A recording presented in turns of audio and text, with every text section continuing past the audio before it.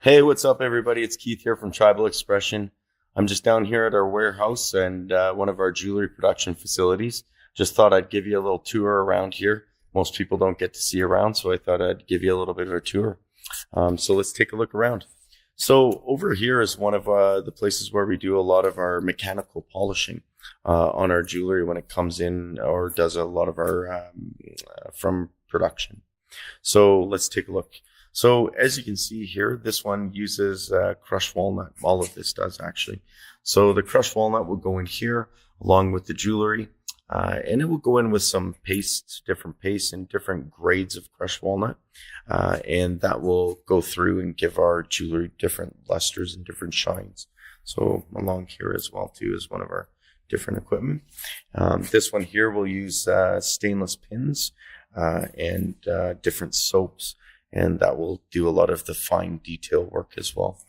So let's take a look over here. This is one of our CNCs. This is a CNC lathe. This will do some of our custom work when it comes down to anything round, I guess, when it comes down to tunnels and different stuff like that. This here is one of our CNC mills. This one here is a high-speed mill, so this will do precision work. So we have mills, end mills that will go as fine as like little hairs. And this will do it because it will do about 30,000 RPM. So this one's great for doing high speed precision work. Over here is one of our big mills. Of course, this will kind of do anything. It's got a tool changer so we can load it up to do different types of work. And then over here, we've got one of our dental sandblasters.